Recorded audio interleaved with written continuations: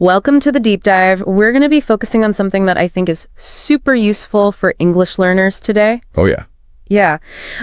Called Stop Saying I Want in English. Interesting. Yeah. I thought it was a really cool concept, kind of like leveling up your English by using all these different synonyms. Yeah. And it's interesting because, the ability to use a variety of vocabulary often signals, a higher level of fluency. Totally. And sophistication in a language. I know. I was watching it and I was like, oh my gosh, I've been playing on easy mode this whole time. And the video breaks down all these formal and informal alternatives to just saying I want, which is great because sometimes you want to sound really polite and sophisticated and other times you want to be more casual and expressive. Exactly. Yeah. Like it's all about choosing the right tool for the job. Yeah, exactly. So let's jump into it. Okay. The first one they talk about is wish, which I thought was really interesting because it's not just about like any desire. Yeah. It's got this much more like polite, almost refined feel to it. I think of it as like if you say, I want to make a complaint. That can sound very blunt. Yeah. Almost like you're demanding something. Yeah. But I wish to make a complaint. Right.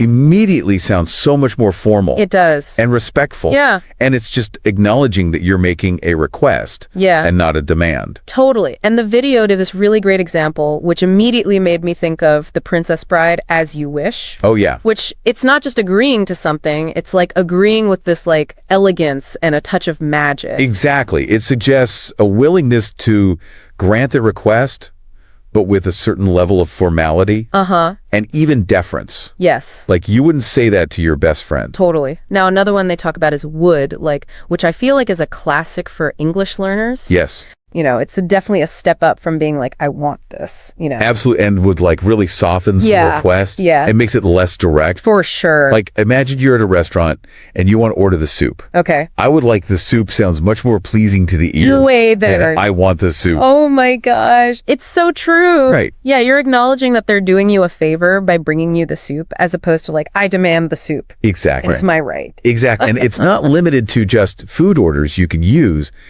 Would like for expressing travel aspirations too. Oh, yeah. Like, I would like to travel to Venice someday. Oh, yeah. Sounds much more aspirational and elegant than... I want to go to Venice. Yes. Yeah. And it subtly implies that you're not just idly dreaming. You actually have some intention of making that happen. It's like I'm putting it out there. Yes. Into the universe. Exactly.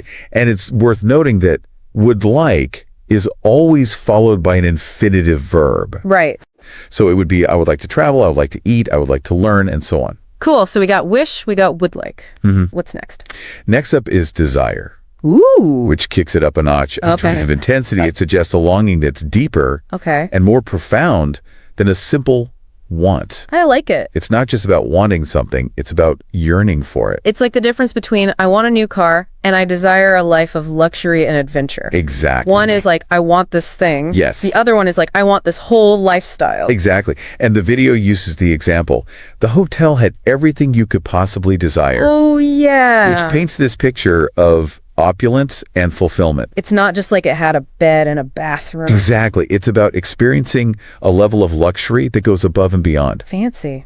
Or what about like with ambition? The president desires to meet with the new prime minister versus like the president wants to meet with the new prime minister. Exactly. Like it just sounds it's like... It's just a level of importance and urgency that a simple want wouldn't convey. Yeah. It's not just a casual thought. Yeah. It's a significant objective. It's like, I need to make this happen. Yes. Okay, cool. So we got desire. Now this next one I honestly hadn't thought of before, but it's long. Interesting. I always think of long as like, length, a long journey, a long speech, but they're talking about it as a verb to express yearning for something. And what's interesting about long is it implies a sense of pining. Okay. A longing that's almost tangible. Wow. It's not just wanting something, it's aching for it. Okay. And there's two main structures to keep in mind. You can either long for something or long to do something. So you could say like she longed for a relaxing weekend if it's been working really hard. Exactly. Or she longed to see him one more time. Oh. That she was separated from someone she loved. Oh, that's nice. And missed them terribly. That's beautiful. Right. That's way better than want long, just has this poetic, emotionally charged kind of feel to it. It's about painting this picture of someone who is truly yearning for something. Yeah. Whether it's a person, a place, or an experience. I love that. Okay. And then the last one for the formal category is fancy. Ooh, fancy. Which I thought was interesting because I feel like it kind of straddles the line between formal and casual. It occupies an interesting space in the English language. Right. It's considered more formal than want. Okay. But it also has this more casual and playful vibe. It does. It's a way to suggest something without being too pushy or demanding. Yeah, like they use the example in the video, do you fancy a drink this evening? Precisely. It's more of an indication than like, give me a drink. It's perfect for those situations where you're suggesting an activity or offering something to someone. Yeah. Like, do you fancy getting out for a meal after work? It's just very friendly. It's very friendly, approachable. Yeah, and it doesn't put any pressure on the person. Exactly. I feel like it's very British. Yeah. I feel like an American would be like, do you feel like grabbing a drink or something? It's interesting how even synonyms can have regional variations. Totally. I love that. Okay, so we've covered all the formal ways to say I want. Yeah. But what about when you want to keep things casual and expressive? That's where the informal alternatives come in, and they are just as rich and varied as their formal counterparts. Cool. I'm ready. Let's do it. So let's start with be in the mood for... Okay. This one's great for expressing a willingness or an inclination. Okay. Without sounding too demanding. Yeah. It's like you're opening the door to a possibility, but not putting any pressure on yourself or the other person. Like, yeah, I'm open to it. Exactly. The chill way. Exactly. And the video gives a great example. We could go out to eat if you were in the mood. Oh, yeah. Which is perfect for those times when you're not sure what you want to do, but you're kind of willing to go with the flow. Right. It's not a forceful suggestion. Right. It's more of a gentle inquiry. Yeah, and it's good for those times where like someone suggests something and you're not really into it. Yeah. But you don't want to be a party pooper. Yeah. So you're just like, yeah, if you're feeling it, but no pressure. Exactly. And it can also be used to politely decline something. Oh. For instance, I'm not really in the mood for shopping is a much softer way of saying I don't want to go shopping. Yeah. It conveys your lack of enthusiasm. Okay. Without sounding negative or dismissive. Cool. So it's all about being subtle and nuanced? Exactly. Okay, cool. Now another one they talk about is feel like doing something. Yeah. Which is super versatile. Yes. I feel like I hear this one all the time. It's definitely a staple of casual English conversation. Yeah. And grammatically speaking, it's always followed by a gerund. Which is a verb ending in ing. Right. So you say, I feel like having Chinese food tonight. Yeah. Or do you feel like going out for a walk? It's just so easy to slip into casual conversations. Yeah. It's like you're just thinking out loud, like, exactly. I feel like pizza tonight. Exactly. It's effortless. What about you? Spontaneous. Yeah. It makes it perfect for those casual moments when you're just hanging out with friends or family. Yeah, for sure. And it's not limited to activities. Either you can use it to express feelings or preferences as well. Oh. Like, I don't feel like talking right now. I feel like wearing something comfortable today. Oh, yeah, totally. Right. Okay, so feel like, now let's talk about have a craving for. Ah, yes. Which I think is particularly relevant when it's like late at night and you're like, oh, I need a snack. Yeah. It's like your body is sending you a very specific message. Cravings can be powerful things. They are. And have a craving for is perfect for expressing that strong and often specific desire. Yes. Especially when it comes to food. Like when I say I have a craving for chocolate, it's not just like I kind of want it. It's like I need it. Exactly. Yeah. It's like your taste buds are in control. Yes. And they're not taking no for an answer. No, they're not. And it's not just limited to chocolate. Of course, you could say, I have a craving for pizza. Yeah. Or I have a craving for something salty. Yeah, for sure. Whatever it may be. Okay, this next one is a bit more dramatic. Okay. Be dying forto.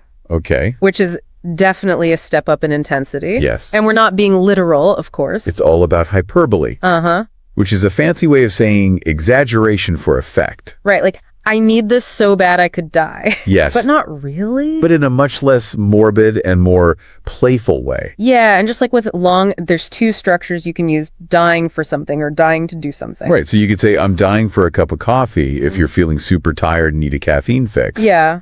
Or you could say, I'm dying to get home and relax after a long and stressful day. It's a good way to really emphasize how much you want or need something. It is. Without actually like being on the verge of death. It's about adding a touch of drama and humor. Totally. Okay, and then the last one is could go for, which is maybe a little more understated than dying for. Yeah, could go for is definitely more laid back. It's like, yeah, that sounds good, but I'm not super attached to it. Exactly. It signals a mild desire or openness to something. Yeah. Without being too demanding. It's a casual way to express a preference, Okay. while also leaving room for other options. The example they use in the video is, I could go for a couple of drinks tonight. Precisely. Which is perfect if you're like, yeah, I'm down. Yeah, But if something else comes up, I'm flexible. exactly. It's that easygoing vibe. It is. Like, I'm down, but not obsessed. Exactly. It's like the Goldilocks of wanting. Not too strong, not too weak, just right. Perfect. I love it. Okay, so we've covered so much here, from the very formal wish all the way to dying for. It's amazing how many different ways there are to say, I want, in English. And that's just the tip of the iceberg. Right. The English language is so incredibly rich and nuanced, Yeah. and there are always new words and expressions to discover. So what does all this mean for our listeners? Yeah. What advice would you give them for, like, putting this into practice? I think the key is to experiment and just have fun with it. Yeah. Don't be afraid to try out these different phrases in your everyday conversations.